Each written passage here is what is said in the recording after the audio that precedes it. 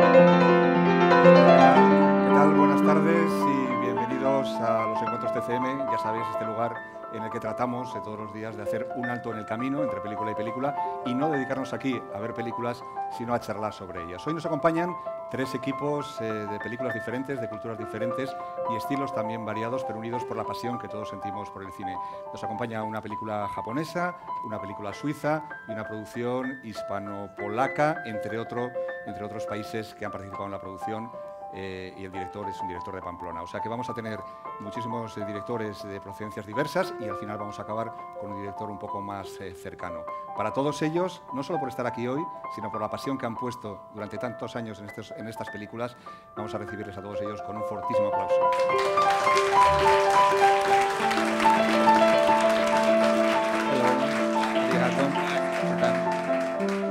Bueno, pues nuestro primer equipo de hoy es una película de animación que participa en la sección Perlas.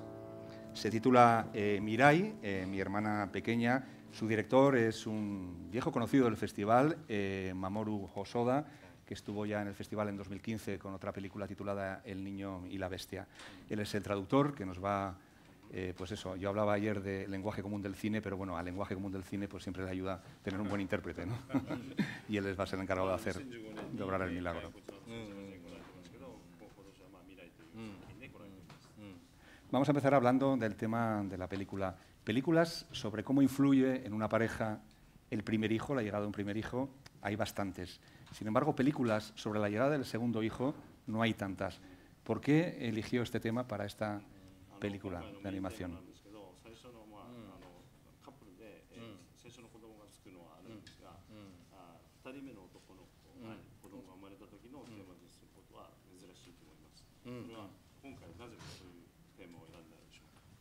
映画の中で描いてることっていうのは大体僕が実際体験したことで、今僕の子供は5歳と2歳なんですけど、映画を発送した時は、3歳と0歳で、その新しい家族、赤ちゃんがうちにやってきた時にうちの上の子がすごく大きな反応を示していたっていう風なところが非常に面白いと思ってこの映画を着想しました。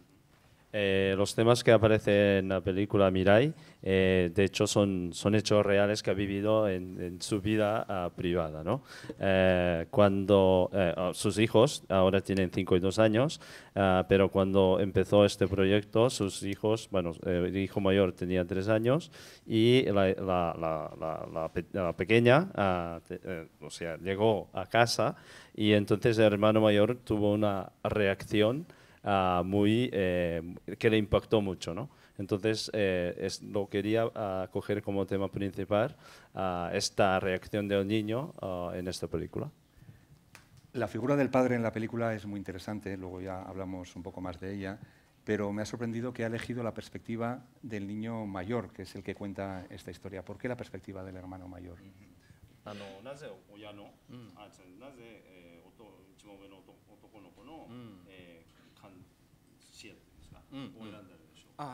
つまりそれはなんかその下の子が生まれた時にやっぱりその上の子は非常にこうまあ恐れたんですね。つまりその親の愛がその赤ちゃんに全部いってしまって愛を奪われた気持ちになって非常にこう床を転がって泣き叫んでいたっていう。でその姿を見て僕はなんか人間っていうのはやっぱ愛がないと生きられないんだな。で実はその人間の人生っていうのは全てこう愛を得たり失ったり奪ったり奪われたりっていうのが人生だとすれば、その一番最初、人間の一番最初の姿がこの床で転がってね、赤ちゃんに親の愛を奪われて泣いてる子供が愛をめぐる一番最初の出来事だと思ったんです。でそれは非常にこう人間の人生を描くっていうふうなことにとってすごく大事なことなんじゃないかと思ったんですね。Vale, escogió la visión del hermano mayor porque cuando llegó la hermana pequeña bebé, su reacción fue de estar por tierra llorando a máximo, ¿no?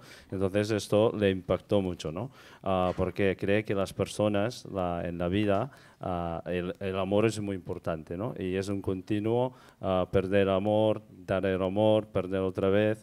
Y la primera experiencia de una persona pequeña fue esta reacción, ¿no? de este niño, y entonces por eso escogió como la visión, como tema a la visión de un niño. Bueno, pues Mirai, que es el título de la película, cuenta este terremoto emocional que se produce en una familia tras la llegada del segundo hijo. Vamos a ver algunas imágenes. この夏、細田守監督最新作。甘えん坊の男の子、くんちゃん。くんちゃんが出会ったのは未来からやってきた妹、未来ちゃんでした。そして始まる小さなお兄ちゃんの不思議な大冒険。見たことのない世界、初めての体験、たくさんの出会い、時間も空間も超えて2人がたどり着いた。 Ahí veíamos algunas imágenes. Se podía ver en estas imágenes que, partiendo de un tema muy realista, como el que comentaba, la película también recoge muchísima imaginación, porque de alguna forma todo está visto desde la perspectiva y la cabeza del niño, ¿no? ¿Cómo ha tratado esta mezcla de fantasía pura a un lenguaje más realista? Mm.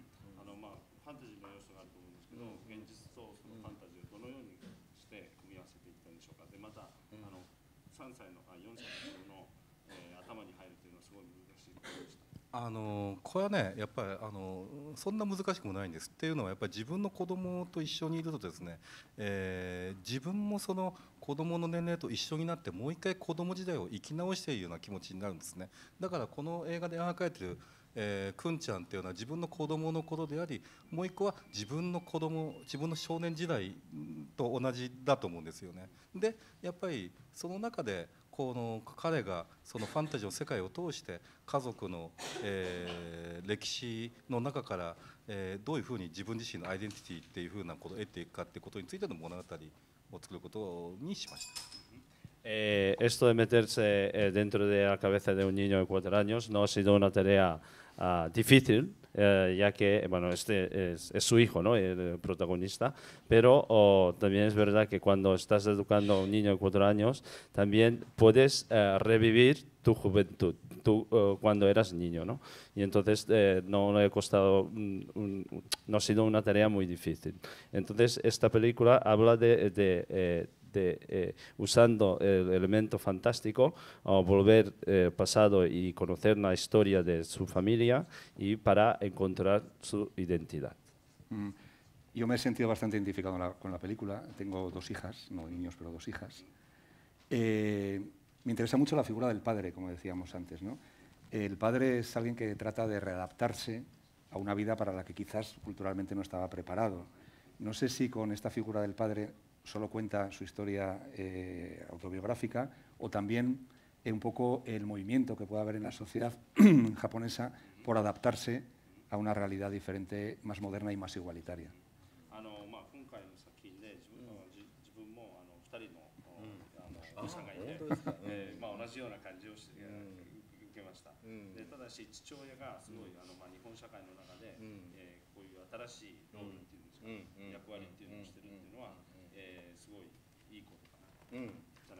Mm. そうですよね。日本社会ってとっても古めかしくて伝統的で昔ながらの社会って思われるかもしれませんけども、やっぱりその変化、少しずつやっぱり変化していくと思います。やっぱりその男と女の昔からの役割っていうのはやっぱり変化していて、お母さんも外働きに出るし、お父さんも抱っこ紐を抱えて赤ちゃんを抱っこする姿が珍しくなくなってきました。やっぱりそういう変化の過程にある今の社会において変化していく社会のありようっていうのを映画の中に記録していくっていうのは非常に大事なことじゃないかなと思います。A menudo la sociedad japonesa desde aquí, desde Occidente, se piensa que bueno, es un poco clásica o tradicionalista, ¿no? Pero la verdad es que la sociedad japonesa respecto a esta figura de padre va evolucionando poco a poco, ¿no? Por ejemplo, hoy en día no es muy raro ver a los padres con las mochilas llevando a bebé, ¿no? Entonces, poco a poco va cambiando la sociedad. Entonces, lo que ha querido hacer es plasmar la realidad de la sociedad japonesa en la película. Pues muchísimas gracias por habernos acompañado, muchísimas gracias por esta charla y por esta película que bueno, es anime, trata la realidad y trata también la misma fantasía desde la perspectiva de un niño. Muchísimas gracias y hasta su próxima película. Domo arigato, domo. Arigato. Domo arigato.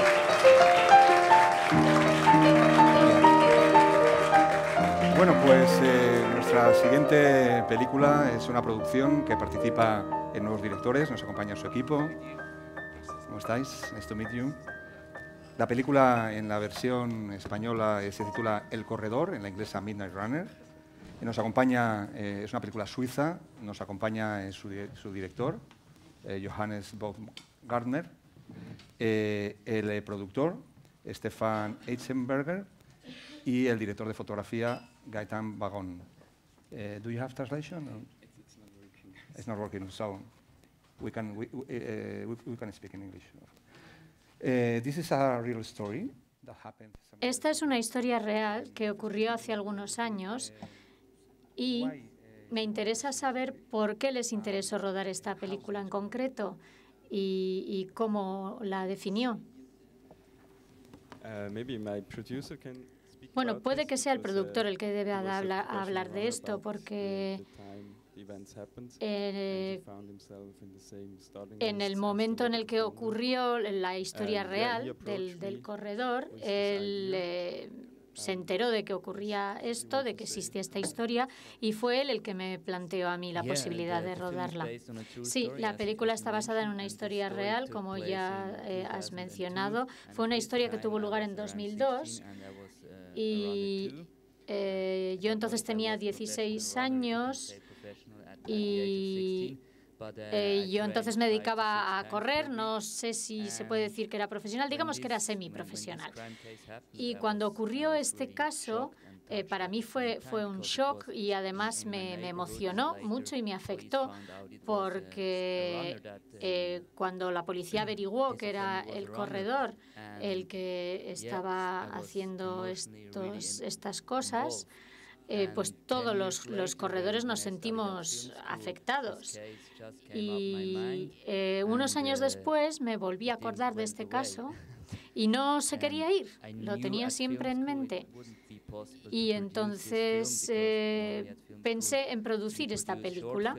Normalmente suelo producir cortometrajes, pero pensé que podía ser mi primer proyecto, mi primer largometraje. Y entonces empecé a hablar con Johannes Baumgartner, que le conocía de la escuela, y habíamos rodado algún corto juntos y vi que había una cierta similitud en uno de sus cortos con esta historia y por eso le presenté el caso y a él le emocionó hasta el punto de que te puede emocionar una tragedia como esta, pero sí que se sintió afectado y empezó a desarrollarse el proyecto.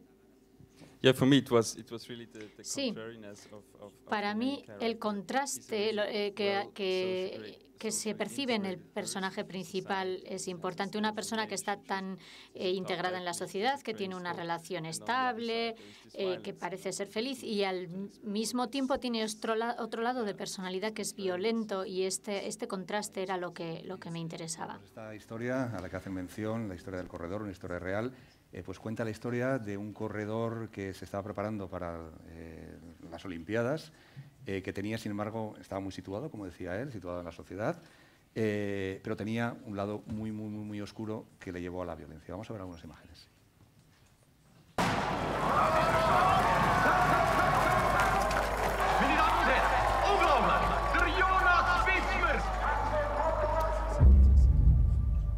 Investiere mehr Zeit in dich als irgendein Läufer in diesem Verein. Du bist der Einzige, der auf der Olympia trainieren. Achtung, und los. 3, 2, 1. In letzter Zeit wieder ein bisschen schlafen. Spät heimgekommen gestern. Ja. Ich bin immer für dich da. Hau ab! Arschloch. Was ist eigentlich los mit dir? Una violencia que no vamos a contar de dónde termina. All the story is viewed from the point of view of the runner.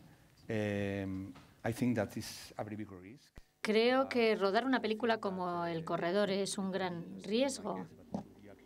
porque se os podría acusar de defender la violencia o de hacer apología de la violencia, porque mostráis la historia desde el punto de vista del corredor, que es un hombre violento.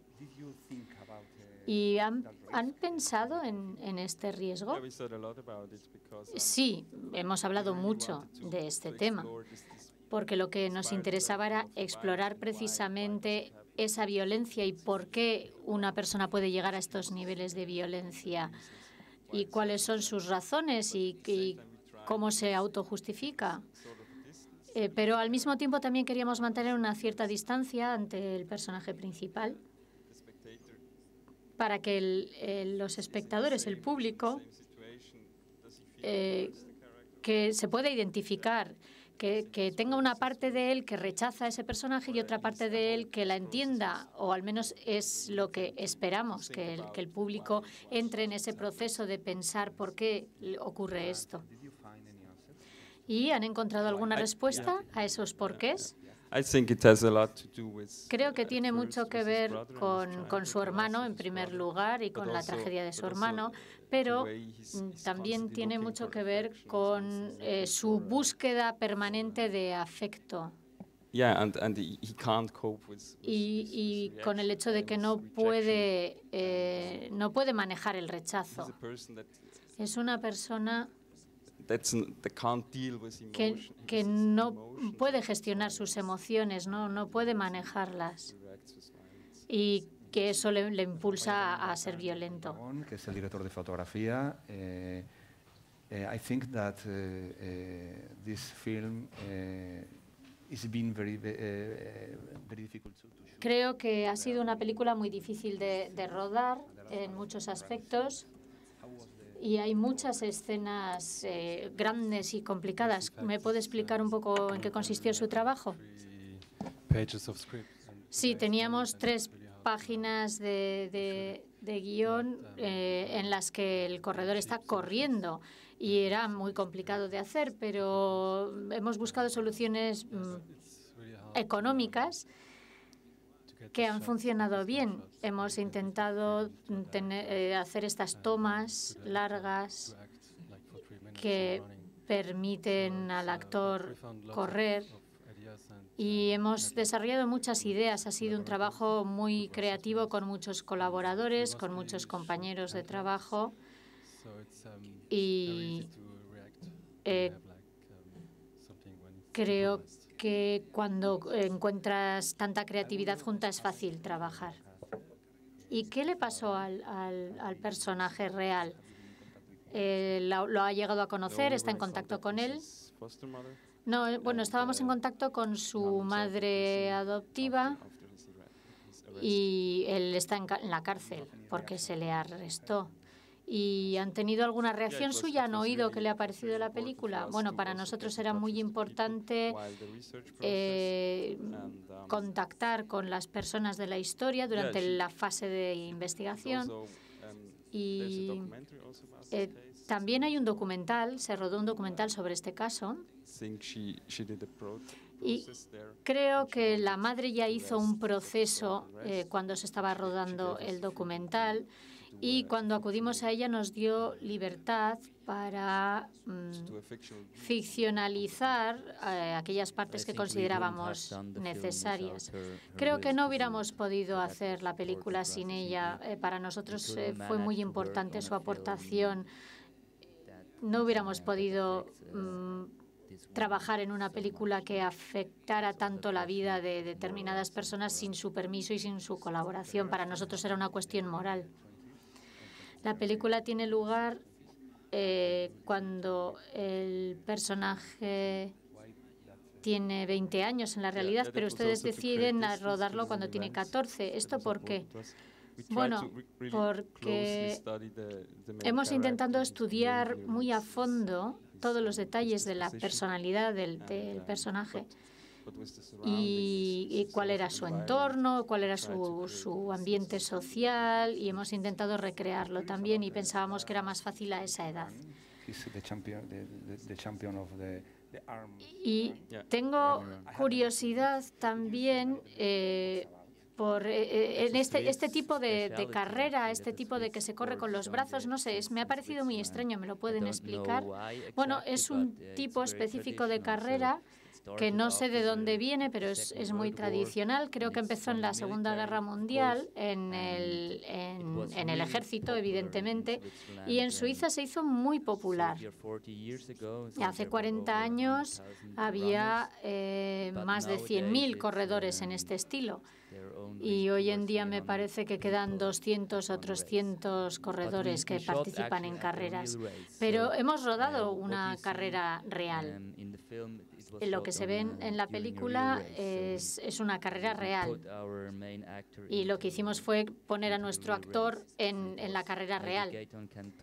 Y quizás Anton puede contar algo al respecto. Entonces era un maratón real. Es una carrera que son 42 kilómetros y se corre con pesas en los hombros. Y es muy buen entrenamiento. Yo creo que si haces esta carrera y luego corres un maratón sin las pesas, te tiene que parecer muy fácil. Es una carrera muy intensa. Y decidimos hacer una escena que fuera real. Entonces lo que hicimos fue rodar la carrera en sí y se ven momentos reales que creo que aportan mucho porque aportan las reacciones reales. Y desde el punto de vista del cameraman tiene que ser un reto. Sí, es un reto y es muy caro.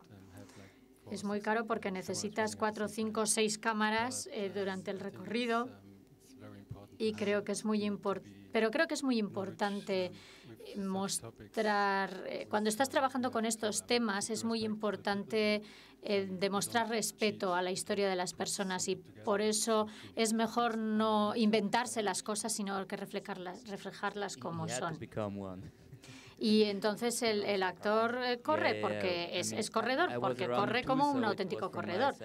Bueno, se ha tenido que hacer corredor. Para mí era muy importante que no estuviera solo interpretando, sino que realmente corriera. Y por eso tuvo que entrenarse muchísimo.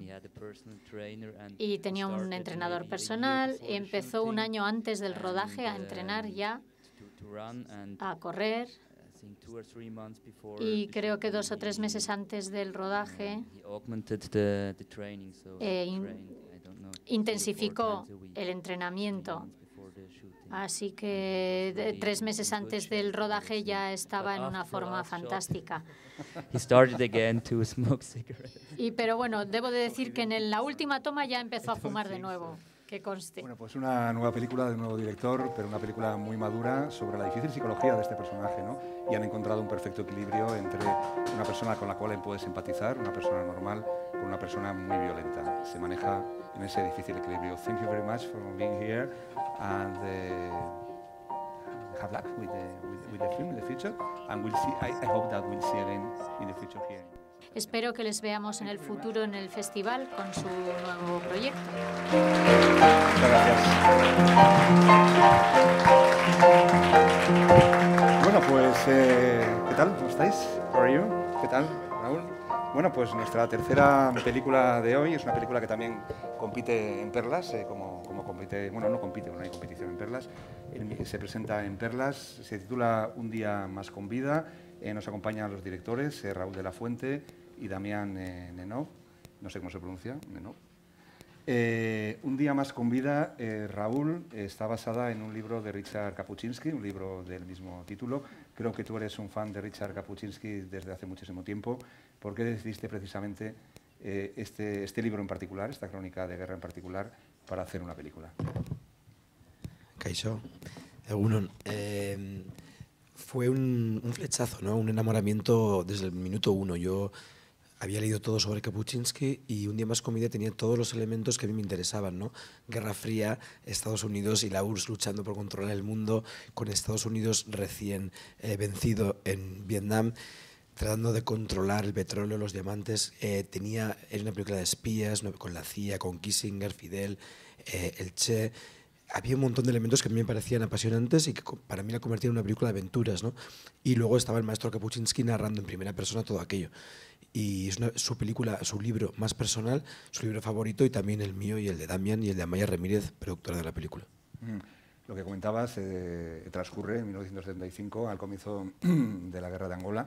La película, la película, una de las cosas que más se ha destacado es que es una mezcla de géneros. Por un lado es una película de animación, a la vez tiene imágenes documentales y también entrevistas a personajes que participaron en ese libro de Kapuczynski. ¿Por qué decidisteis por esta mezcla tan inédita, ¿no? de formatos y de géneros? Simplemente se nos ocurrió así a Maya y a mí, y quisimos llevar ese formato a la gran pantalla.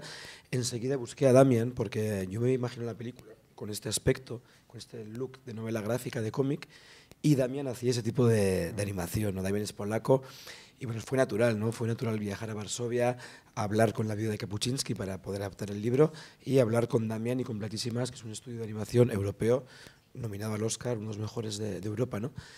Simplemente se nos ocurrió así, y para mí quería llevar a la gran pantalla una idea de Kapuczynski, que es el sentido de la vida es cruzar fronteras, ¿no? En este caso no solo fronteras físicas, sino creativas. Él era el maestro del reportaje, del collage, y nosotros queríamos hacer un poco propio su estilo de fusión para crear una película con un lenguaje, pues no sé si nuevo, ¿no? Pero al menos no demasiado utilizado, y crear, como bueno, él en aquel tiempo tenía 43 años, quería dejar su oficio de reportero para convertirse en un escritor.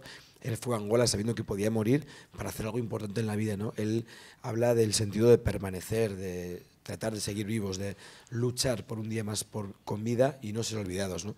Los soldados en el frente le pedían: hazme una foto ahora que estoy vivo, porque pronto voy a morir y quiero que alguien por ahí me vea, ¿no? En tu país. Todos queremos permanecer después de muertos, y Kapuczynski creo que en aquel momento lo que quería era realmente, basado en su trabajo de reportero, convertirse en un escritor y contar historias que permanecieran para siempre. Y por suerte, hoy en día, 40 años después, Damián, yo y 500 personas más, pues lo hemos llevado a una película. Damián, ¿cómo te llegó esta historia? ¿Cómo conociste a Raúl? ¿Y qué es lo que te interesó de este proyecto cuando hablaste con Raúl?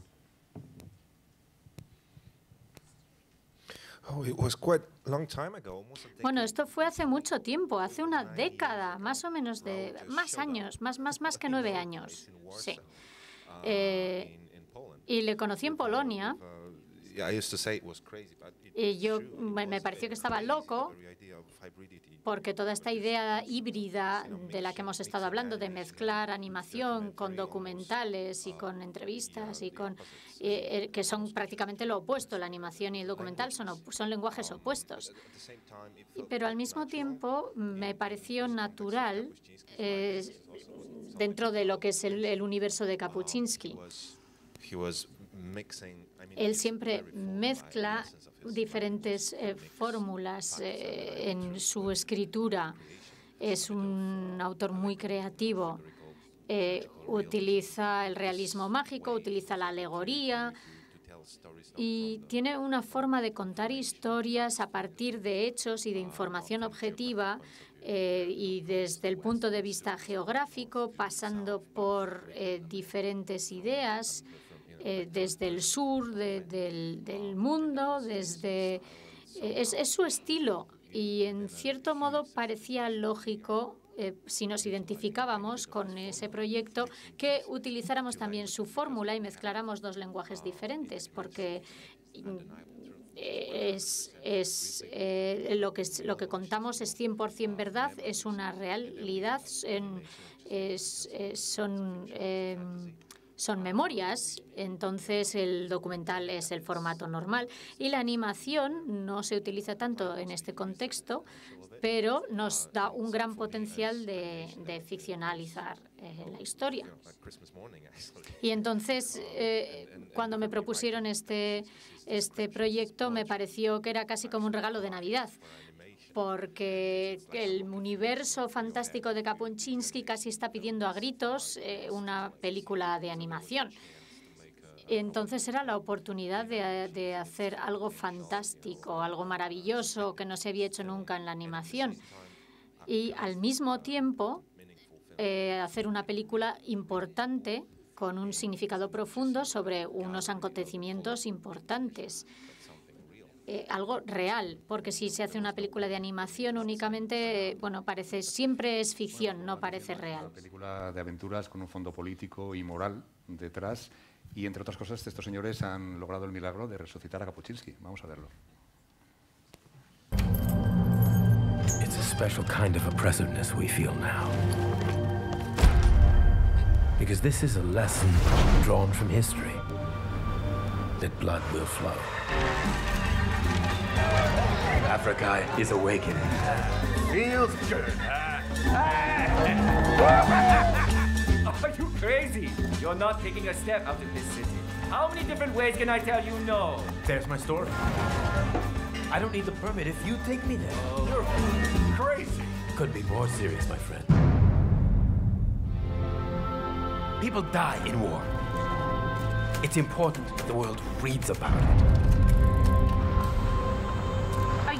Ahí veíamos a Kapuscinski, también algunos de los paisajes que habéis recreado, los paisajes de Angola. No veíamos las imágenes documentales que hemos ido citando, pero ha habido una labor de investigación absolutamente prodigiosa. Lo que más me ha llamado la atención, Raúl, es que habéis encontrado algunas de las personas que participan o que participaban en el libro de Kapuscinski, como Arthur Queiroz o el mismo Farrusco. ¿Cómo fue esta labor de investigación?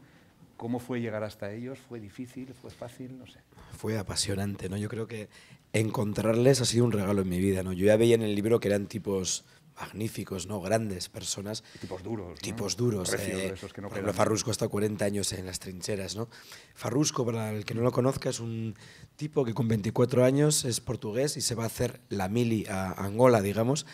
¿Y qué hace ella? Pues de repente, cuando acaba el servicio militar, se cambia de bando y se une a la guerrilla de liberación nacional angolana, ¿no? Que luchaba por la independencia de Angola. Imagínate qué tipo de persona no es que con 24 años abandonas, digamos, los ideales de tu país para luchar en favor de todo un pueblo africano, ¿no? Siendo el blanco. Es una persona gigante, es maravilloso. Y entonces todo ese viaje que hicimos, viajamos 2 veces a Angola. Primero en 2009 y ahí viajé con Amaya, que es la productora de la película, Mía Remírez, de Kanaki, y repetimos el mismo viaje que hizo Kapuscinski, pero 40 años después, y haciendo las mismas etapas que él hizo con las mismas personas, ¿no? En Luanda estuvimos con Arthur, y ahí ya es donde se coció, ¿no? Todo el tema de político y de espías y de información y de Telex. Viajamos al sur, viajamos a conocer a Carlota, viajamos también al muy sur a conocer junto con Farrusco en aviones militares. O sea, Farrusco, cuando llegamos allí, nos consiguió, como él era comandante, en este caso era general ya, nos consiguió aviones militares, nos fuimos casi como en un taxi, ¿no? En un avión, bajando al sur de Angola, y él decidía dónde aterrizábamos y dónde no. O sea, era como ir con el jefe allí, ¿no? Con el jefe, claro, hay que andar con el capo. Entonces, imagínate, ¿no? Con los militares, y ellos nos llevaban, entonces Farrusco iba allá, los pilotos eran rusos, y íbamos allí metidos, y Farrusco decía, para aquí, que tengo un amigo aquí que fue un comandante muy importante en la época, aterriza. Entonces de repente, imagínate, ¿no? Cogías, aterrizabas, cambiabas la ruta, parábamos allá, entrevistábamos a un señor que él quería que entrevistásemos, un señor muy majo, y de repente llegabas al avión y el avión estaba lleno de civiles que se querían montar ahí para llegar a donde nosotros íbamos, ¿no? Porque decían, usted, podríamos montar, y a gorrazos lo sacaban, ¿no? del avión. Era todo muy africano, muy Kapuscinski, ¿no? Entonces yo disfruté muchísimo de todo ese periplo, ¿no? Tras las huellas de Kapuscinski, mis viajes a Angola fueron muy locos. En la película se habla de un concepto que es confusao, ¿no? Ese estado de anarquía, de confusión, ¿no? Que se apodera de ti en África y no te suelta, ¿no? Yo lo viví en Luanda, era todo muy extraño y muy confuso, y me encantó vivirlo, ¿no? Al final, yo no es que idolatre a Kapuscinski, pero bueno, sí me ha inspirado, ¿no? Entonces seguir sus huellas y vivir lo que él vivió con su gente, era increíble cómo se acordaban de él 40 años después. Estos tipos me repetían para mí ante la cámara diálogos concretos que ellos mantuvieron con él. ¿Cómo puede ser, no? Eso que un reportero de guerra polaco deje una huella tan indeleble en estos tipos tan duros? Damián, hablando de animación, la técnica que habéis utilizado, bueno, yo no entiendo mucho de animación, pero me da la sensación que es captura de movimiento. Y en algunos momentos me ha recordado el estilo, no sé si una referencia ha sido Vals con Bashir o alguna de estas películas. ¿Cómo abordasteis el tema de la animación?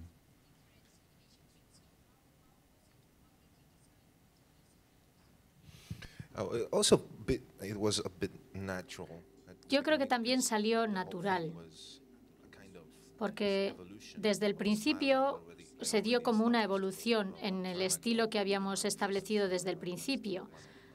En uno de mis primeros cortos ya decidí sobre el estilo en el que yo quería trabajar. Y no creo que este corto sea publicado, sea mostrado, pero es de 2006. Y lo que es diferente de este aspecto que tiene es que es una animación muy realista y muy natural. Es una forma de rodar que parece que está hecho con la cámara. Y no hacemos ninguna estilización de las formas, sino que se le da un aspecto como de vídeo, como si realmente fuera un cómic, una ilustración de cómic. Y no tiene nada que ver con el cómic, por ejemplo. No, en ningún momento te da la sensación de que pueda ser una película para niños, por ejemplo. Y el público creo que lo aprecia y le gusta, porque hay personas que no suelen ir a ver películas de animación y aquí se dan cuenta de que hay un tipo de cine de animación para adultos y porque realmente ves que son gente real y que se puede tratar un tema serio con la animación.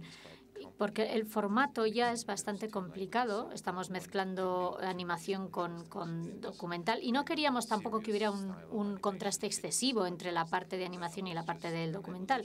Y por eso es una evolución natural del estilo en el que yo empecé a rodar en 2006 y esta combinación de estilos. 10 años atrás, con esta historia, sé que has pasado muchos momentos difíciles, que la película ha tenido muchos momentos de muchísimas dificultades. ¿En algún momento temiste que no pudiera ver la luz al final? Sí, yo creo que esta es una película condenada a no nacer, a no existir, ¿no? No creo que...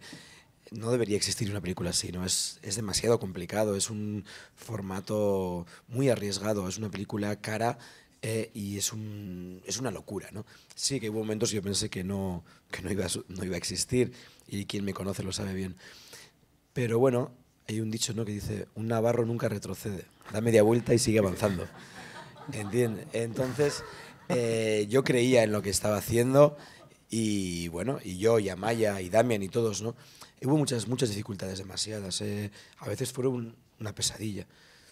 Pero yo tengo una memoria selectiva y eso me ayuda porque olvido siempre lo malo y ahora estoy disfrutando muchísimo, ¿no?, del nacimiento, como fue el nacimiento de Angola y el despertar de África. Ahora tenemos el nacimiento de la película, la estrenamos en Cannes y para nosotros fue un regalazo.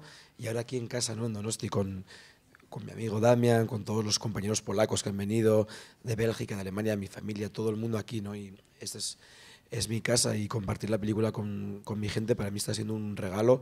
Luego voy a Madrid a presentarla, a Egipto, a Alemania. Estrenamos en salas en Portugal, en salas en España, en Francia, Estados Unidos. Es un momentazo ahora, ya lo malo quedó atrás. Bueno, no lo voy a decir, pero ha tenido unas críticas estupendas cuando se presentó en Cannes, en Variety, en toda la prensa internacional. Se habla como que va a ser una de las películas no solo de animación, una de las películas del año. Pues ya veis, a un navarro solo hay que decirle a que no, para que haga una película durante 10 años. Y bueno, pues celebrar con vosotros este milagro, y celebrar con vosotros este milagro, si podéis ir a verla, no vais a perder el tiempo. Una película de las más sugerentes que he visto en los últimos tiempos. Y espero que no tardéis 10 años más en hacer la siguiente, descansar un poco de esta, y espero que la que traigáis después, que sigáis en este mismo camino, que la presentéis aquí. Ahora lo importante es en salas, lo tenemos aquí en nuestro país el 26 de octubre y esperemos, bueno, pues que la gente se anime. 26 de octubre, los que no hayáis visto, ir a verla. Muchísimas gracias a todos. ¡Qué ricasco! Muchísimas gracias a vosotros y a los que nos ven por la pantalla, pues nada, muchísimas gracias también por estar ahí y nos volvemos a ver mañana en el mismo sitio aquí a la misma hora. Adiós.